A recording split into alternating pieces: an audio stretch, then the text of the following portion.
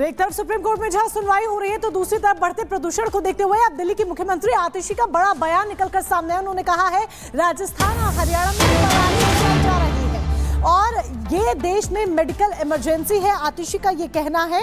और एमपी में सबसे ज्यादा पराली जलाई जा रही है। लेकिन कुल मिलाकर देखिए जिस तरीके से बयानबाजी सामने आई है दिल्ली की मुख्यमंत्री की, जो पराली को लेकर कहा गया है, यानी कि फिर से गेंद पराली के पाले में, गेंद दूसरे पाले में डालने की कोशिश यहां पर की गई है, क्योंकि हर साल इसी तरह की स्थिति दिल्ली में देखने को मिलती है और हर साल यही जवाब सामने आते हैं।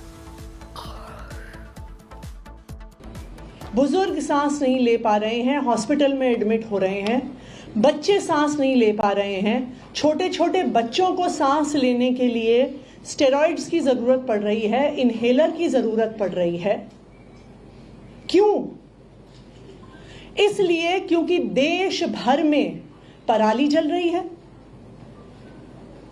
एक एक राज्य में, पंजाब, हरियाणा, मध्य प्रदेश, उत्तर प्रदेश, राजस्थान, आज हर जगह पराली जलाई जा रही है और केंद्र सरकार हाथ पे हाथ धरे बैठी हुई है। आज पूरे नॉर्थ इंडिया को एक मेडिकल इमरजेंसी में धकेल दिया गया है। चाहे दिल्ली हो, चाहे चंडीगढ़ हो, चाहे राजस्थान में जयपुर हो, बीकानेर हो, भोपाल हो, पटना हो, लखनऊ हो, आज देश भर में AQI very poor, poor, severe, severe plus, रोज सेंट्रल पोल्यूशन कंट्रोल बोर्ड रोज एक डेटा निकालता है कि किस शहर का कितना पोल्यूशन का लेवल है। आप कल शाम 4 बजे तक इस डेटा को देखिए तो देश भर में, पूरे नॉर्थ इंडिया में सारे शहरों का data very poor, severe, severe plus. तो एक तरफ सुप्रीम कोर्ट जो दिल्ली सरकार से सवाल पूछता हुआ नजर आ रहा है, लेकिन दूसरी तरफ दिल्ली की मुख्यमंत्री जो दूसरे पर आरोप मढ़ती हुई नजर आ रही हैं। कुल मिलाकर देखिए ये जो तस्वीर आप देख रहे हैं ये देश की राजधानी दिल्ली की है, जहां की पानी पहले ही बदरंग हो चुकी है। और साथ ही साथ देखिए तस्वीर हम आपको दिखा रहे हैं किस तरीके से यहां पर जो आसमान में आप देखिए सिर्फ और सिर्फ धुंध नजर आ रहा है। ये हालात है देश की राजधानी दिल्ली का। और आपको ये बता दें कि देखिए प्रशासन जो है ये हालात बिगड़ने के बाद नियम तो जरूर लागू कर रहा है, लेकिन ये अभी बेअसर साबित हो रहा है। ऐसे में दिल्ली की स्थिति किस कदर दिनों दिन खराब होती जा रही है, दिल्ली की हवा किस कदर दमघोटू होती जा रही है, आपको रिपोर्ट के जरिए दिखाते हैं।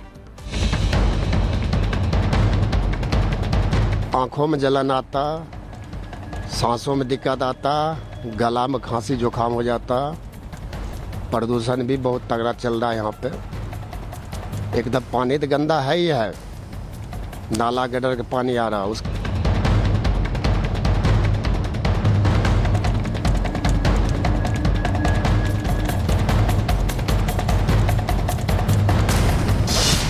प्रदूषण की मार, इंसान लाचार।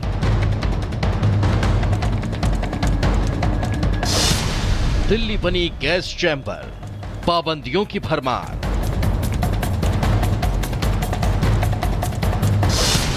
ठंड की दस्तक, सांस पर आफत।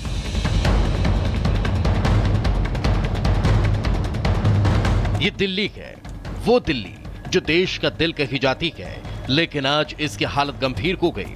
फिजाओं में जहर घुला तो राजधानी गैस का चैम्बर बन गई। दमघोटू वातावरण ऐसा कि दिल परेशान है तो इंसान बेहाल।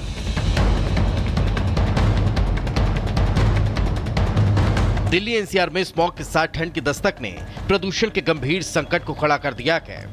दिल्ली की हवा बेहद की खतरनाक हो चुकी है। पूरी दिल्ली धुंध की चादर में लिपटी नजर आ रही है और AQI 475 के पार जा पहुंचा, जो कि बेहद गंभीर श्रेणी में आता है।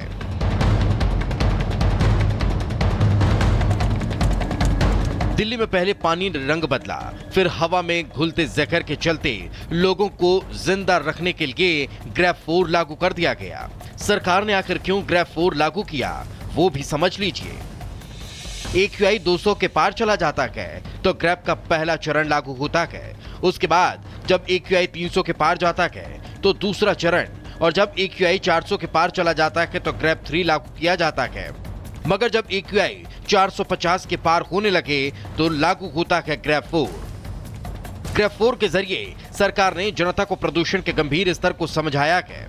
अब जब ये लागू हो गया है तो इसके तहत क्या क्या बैन रहेगा वो भी समझ लीजिए।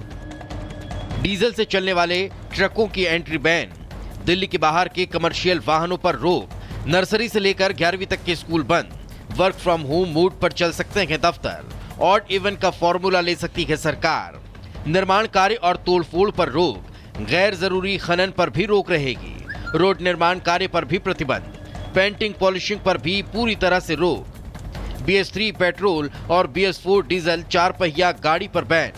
दिल्ली में बढ़ते पोल्यूशन के स्तर को देखते हुए ग्रेफ 4 लागू कर दिया गया है। आपको जानकारी दे रहे हैं कि ग्रेफ 3 की विफलता के बाद ये ग्रेफ 4 लागू कर दिया गया और कहा जा रहा है और माना जा रहा है कि ग्रेफ 4 के लागू होते ही दिल्ली में पोल्यूशन का स्तर घट जाएगा, क्योंकि इसमें कई ऐसी पाबंदियां हैं जिससे कि पोल्यूशन के स्तर को काफी ही राहत मिलेगी। आपको जानकारी दे रहे हैं कि जिस तरीके से जो भारी वाहनों का प्रवेश है वो पूर्ण रूप से दिल्ली में वर्जित हो जाएगा और इसके साथ ही स्कूल को पूर्ण रूप से बंद रखा जाएगा और यह भी कहा जा रहा है कि ऑनलाइन क्लासेस चलाने की बात हो रही है और इसके साथ जो तमाम कंपनीज हैं, प्राइवेट कंपनीज हैं, वहां पे 50% की क्षमता पर वहां पे कर्मी काम करने के लिए पहुंचेंगे।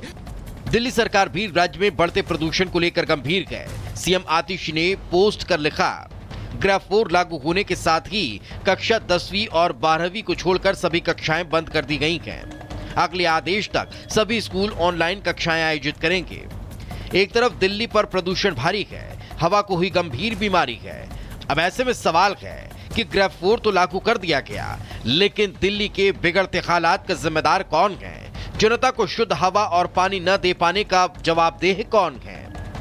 Bureau report, Republic Bharat. और जिन ग्रेफ 4 नियमों को लेकर सुप्रीम कोर्ट ने साफ कहा है कि बिना कोर्ट की परमिशन के ग्रेफ 4 नहीं हटेगा, उसमें क्या पाबंदी है क्या नहीं है ये आपको बता देते हैं। डीजल से चलने वाले ट्रकों की एंट्री दिल्ली एनसीआर में नहीं होगी, लेकिन पाबंदी किन चीजों पर नहीं है? सीएनजी, ईवी, एसेंशियल सर्विसेज से जुड़े ट्रक को छूट होगी, यानी इलेक्ट्रिक व्हीकल अगर आप यूज करते हैं तो उनको छूट होगी। दिल्ली के बाहर के कॉमर्शियल वाहनों पर रोक होगी, ये पाबंदी है। किस पर पाबंदी नहीं है? BS3 पेट्रोल, BS6 डीजल गाड़ियों पर रोक नहीं है। इसके अलावा पाबंदी में नर्सरी से लेकर 11वीं तक के स्कूल बंद रहेंगे। क्या रोक नहीं है, किस पर पाबंदी नहीं है? वो ये कि 10वीं और 12वीं की क्लास फिजिकल मोड से चलेंगी, क्योंकि इनके बोर्ड एग्जाम होते हैं, तो ऐसे में इनको स्कूल जाना ही होगा 10वीं और 12वीं के छात्रों को। पाबंदी यह है कि वर्क फ्रॉम होम मोड में चल सकते हैं दफ्तर, ये कहा गया, इस पर विचार भी किया जा रहा है।